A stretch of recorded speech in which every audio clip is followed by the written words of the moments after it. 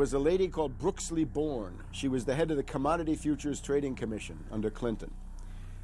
And she said, look, we have these derivatives. Why don't we at least make them reportable so we know how many there are and where they are? And she writes in a biographical account, she said, I picked up the phone and Larry Summers was screaming at me that I was interfering with the wonderful inventiveness and ingenuity of Wall Street and their ability to come up with new financial products, such as these derivatives. Brooksley Bourne was the chair of the Commodities Future Trading Commission, CFTC, which regulates many financial derivatives. And she said there's a grave danger out there in the form of these credit default swaps.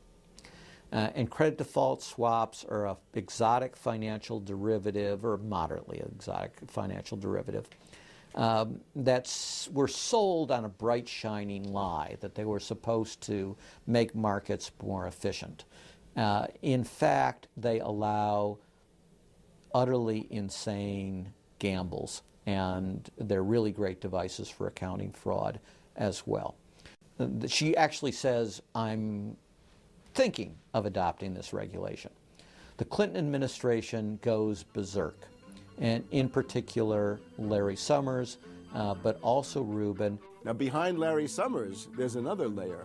Bob Rubin of Goldman Sachs, the Clinton administration, and Citibank. And he also thought that derivatives were a wonderful thing for the U.S. economy, and he made sure that they were never regulated. Also, we can't forget Alan Greenspan over at the Federal Reserve. Now, you look at Summers, he is sitting in the White House today, making policy for Obama. Summers tells Obama what to do. Summers tells Geithner what to do. He's also got some of his hatchet people in the administration. Mary Shapiro runs the Securities and Exchange Commission. She refuses to ban naked short selling and other market manipulations.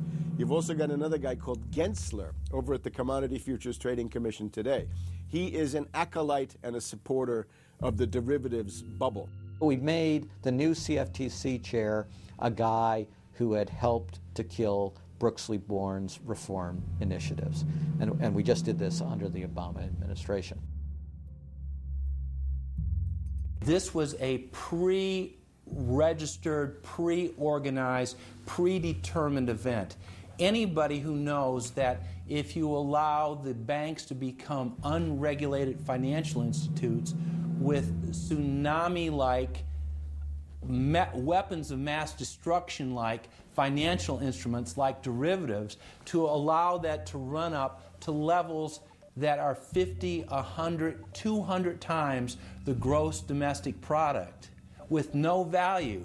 They know that they are taking the profits on going up, but they also know that the end result is the destruction and gutting of this economy.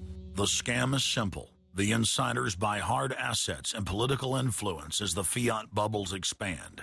And then, at a time of their choosing, they purposefully implode the bubble. You've got a very small group of people, and the Federal Reserve and the global central banking system and the Bank of International Settlements in Switzerland, who are purposefully managing the boom and bust, credit supply, credit contraction, money supply growth, money supply contraction, to create artificial roller coasters and artificial volatility that they can trade around without taking any risk. It doesn't cost them any money. And if they do make a mistake because they're, as George Bush said, oh, the bankers on Wall Street are drunk. It is uncertain. There's no question about it. Wall Street got drunk. One of the reasons I actually turned off the TV cameras. Let's say they walk in one day, they push the wrong button, and they lose the bank $1 billion or $5 billion or $100 billion. They can appeal to the government to bail them out. It's a totally asymmetric relationship between bankers and the rest of the economy. If they make a mistake, they get bailed out. If everyone else makes a mistake, they get put in jail, called a terrorist, and we never hear from them again. But it's a more sophisticated form of slavery, and we're going through it today. We see the taxation is going up all the time with the supposed crash of the banks that was not happening out of the blue. It was set up for this time. They could have kept it going for another few years if it suited them, and then crashed all the bubbles. But now is the time. As they say in their own writings, now is the time.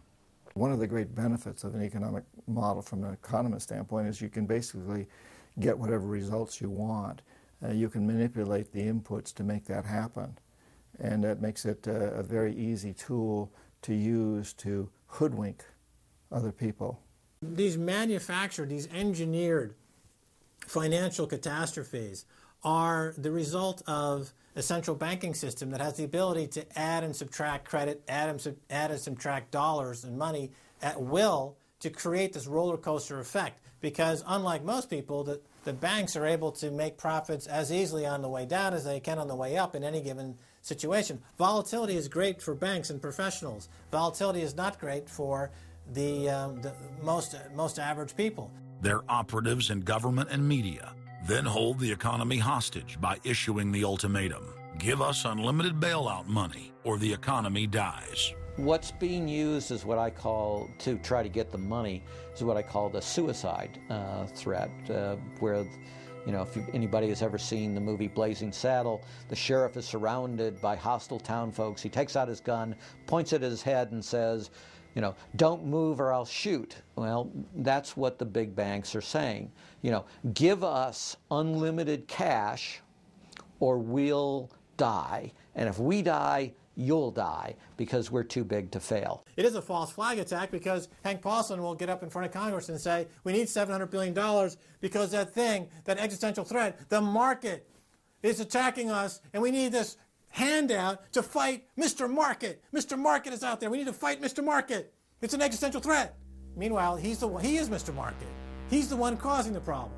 We had Paulson, a representative of Goldman Sachs who happened to be running the U.S. Treasury, came forward with a hysterical briefing for the Congress saying, we, the Wall Street bankers, demand $700 billion in bailouts. So they say, yes, we'll give you all the money you need. Well, you know, these are arsonists. Paulson, Tim Geithner, Bernanke, they're arsonists. They're asking for more matches. And the Congress is saying, who do we make the check out to? Who do we send these matches to? Who do we send the matches to? Is a ton of matches enough? Can we send you some gasoline to go with those matches? They're like, yes, please. Don't change our management. Don't pay us what assets are worth. Pay us way more than what our assets are really worth. Don't make us use honest accounting. Allow us to lie. We've just, under congressional pressure, changed the accounting rules for the express purpose of making sure that the big banks don't have to report honest losses. The only way they can pass this bill is by creating and sustaining a panic atmosphere. That atmosphere is not justified.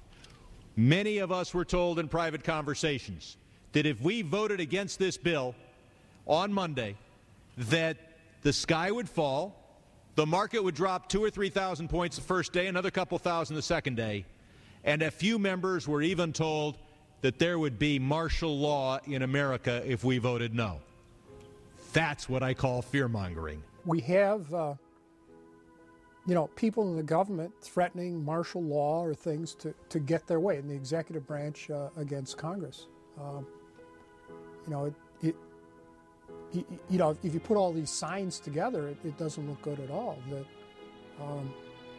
to the extent we are a democracy, we're sort of a hairbreadth away from a police state. Congress aided the bankers in carrying out the biggest heist in history with the so-called banker bailout of 2008. The bailout money, the $13 trillion or so dollars that have been given to the banks, is sitting on the balance sheet of the banks, and that is incurring interest costs.